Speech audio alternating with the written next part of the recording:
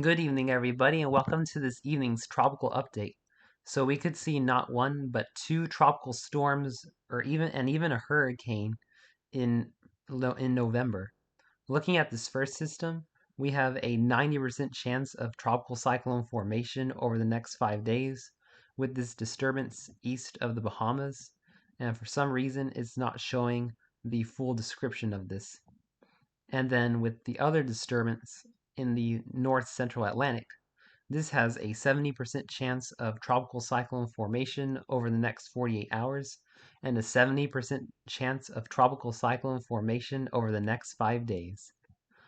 We're going to be focusing in on the system that could be impacting Florida and the Bahamas.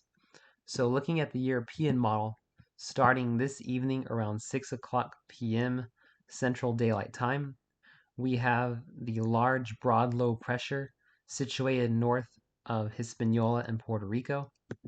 And going through Monday, this is going to have a big tail of rain, which is going to extend rain all the way down into Hispaniola, Puerto Rico, Virgin Islands, and towards St. Kitts and Nevis, Antigua and Barbuda, and the northern Lesser Antilles, where flooding is going to continue to be a big problem over the next few days as the system slowly moves west through Tuesday and Wednesday. We see in the European model, we are starting to see a tighter circulation. And then, right as we go into Wednesday afternoon, we have a possible tropical depression or storm over the northwestern Bahamas, bringing rain into even areas of Florida. And then going into Thursday, we could see a landfalling tropical storm somewhere along the east coast of Florida, bringing tons of heavy rain. And then going into Friday, we could see a tropical depression or storm begin to move up the east coast and bring a lot of rain up and down the eastern seaboard as well. And then Atlantic Canada, you might need to watch out for this as well, as we could be seeing a very powerful extratropical cyclone move into areas of Nova Scotia, New Brunswick, and Newfoundland around Saturday and Sunday, uh, November the 12th and the 13th. Now, looking at the GFS model for this system, we're going to start again this evening around 6 p.m. Central Daylight Time. We got our system going into tomorrow.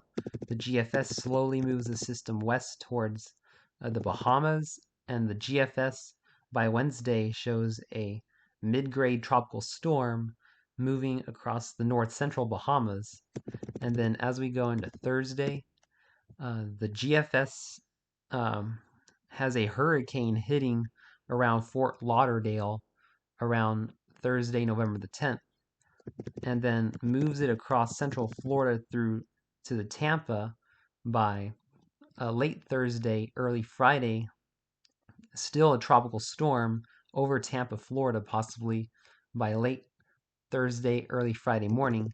And then the GFS curves the possible tropical storm and or depression up the east coast as it gets absorbed by a powerful extratropical low across Canada. And once again, we could be seeing a big, powerful extratropical cyclone bring major impacts to Atlantic Canada. So you guys are going to have to watch this one as well. Regardless of development, we are going to be seeing a ton of rain across the Caribbean, the Bahamas, Florida, and East Coast from this disturbance. We could be seeing an additional 2 to 5 inches across the Windward Islands, Puerto Rico, the Virgin Islands, and across the Bahamas. We are going to be looking at around, if the system moves a little bit further north, lesser totals, but if the system moves further south, we could be seeing as much as 4 to 8 inches of rain, which would cause some flooding across the Bahamas. And then the European model is putting 1 to 4 inches across Florida and southeastern Georgia and the Carolinas, and then up towards Atlantic Canada, even in the northeastern U.S., 1 to 3 inches in the northeastern U.S., and possibly as much as 3 to 5 inches across Nova Scotia and New Brunswick and Newfoundland. Looking at the GFS model for rainfall accumulation totals over the next 7 days, we're seeing similar totals across the Caribbean, about 4 to 5 inches across Trinidad and Tobago, about 2 to 4 inches from Grenada through St. Vincent and the Grenadines, Barbados, through St. Lucia, through Martinique, Dominica, Guadeloupe, through St. Kitts and Nevis, and up towards Antigua and Barbuda and the Virgin Islands. And then Puerto Rico, a little bit less, thankfully, of about 1 to 2 inches in the GFS model. The Bahamas, again, if this moves further south, it's looking like 1 to 3 inches across the Bahamas. And then Florida, in the GFS model, is looking at between 3 and 5 inches, as well as southeastern South Carolina, North Carolina, and up through the northeastern coast, through New Brunswick, through Nova Scotia, and through Newfoundland. So we're going to be seeing likely flooding up and down the eastern United States from whatever the system pans out to be, as well as the Bahamas, and ongoing flooding across much of the Windward Islands and even areas of Puerto Rico. So thanks for watching this evening's update on this tropical disturbance.